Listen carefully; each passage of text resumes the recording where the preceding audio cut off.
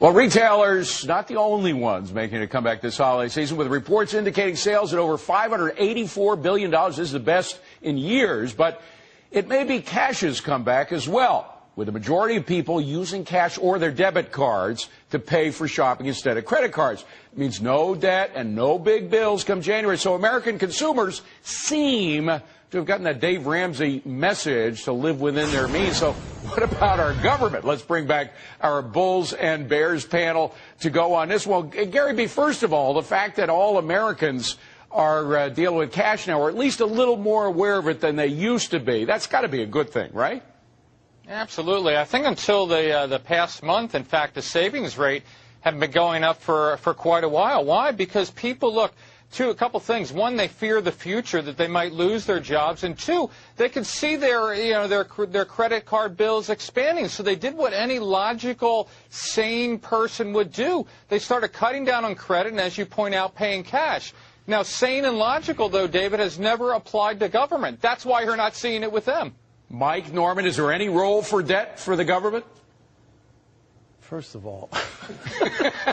Oh, wait, let me guess, Mike. You're going to point out the facts. Hold on. Give him a chance. This is the calm and here. This is the calm Mike Norman here. And mellow Mike Norman.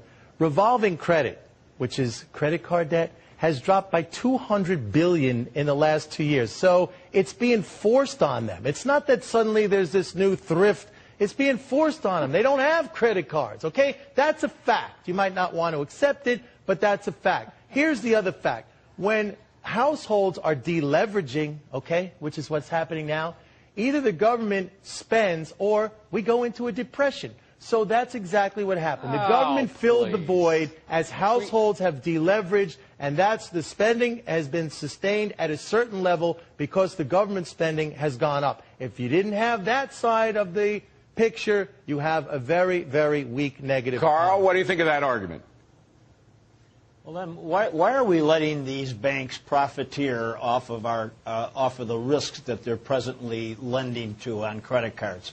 They're borrowing money at 0% from the Fed, and they're loaning it out to good credit risks at 12 to 15%, and there's nobody looking over their shoulders.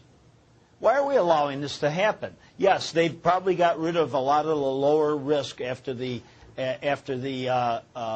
reform legislation that was passed this year. But I think most people look at the whole thing as a government bank cabal that is trying to take advantage of them, and they're getting more and more wise to how to use their money.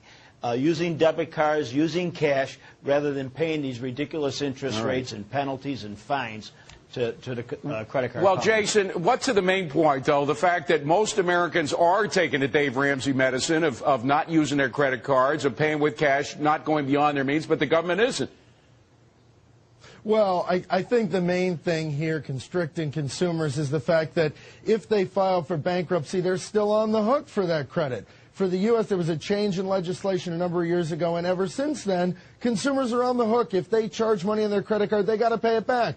The U.S. government, I think we need to wake up. We're probably never going to pay this money back. I can't believe everybody thinks we're actually going to pay this money back at some point. We're probably either going to hyperinflate or we're going to default at some point. The amount of debt we've got out there continues to rise, and no one is really interested in pulling this back. All right. Well, guys, we're going to have to argue the second step of that later because we're on to round two now. Pepsi-owned Frito-Lay's 2011 resolution is to say goodbye to artificial and synthetic ingredients such as monosodium glutamate.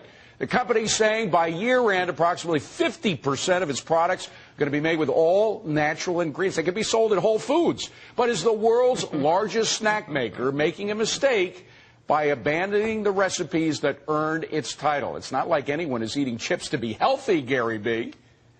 Well, I'll be a little cynical on this one. I think it is a marketing play on Frito-Lay's part. Look, people are right now the natural thing. That's why we have a Whole Foods, by the way. You know, they're into the natural ingredients. I am certain Frito-Lay has done a ton of studies on this. I'm willing to bet that the taste change is minor and people go, oh, it's natural. Now potato chips are a lot healthier for me. I bet sales go up, profits go up for Frito-Lay. I think it's a smart move. I don't know, Carl. Brands are very important. In these companies, their brand is in their taste, and their taste may be partially monosodium glutamate. And I'm addicted to that. I'm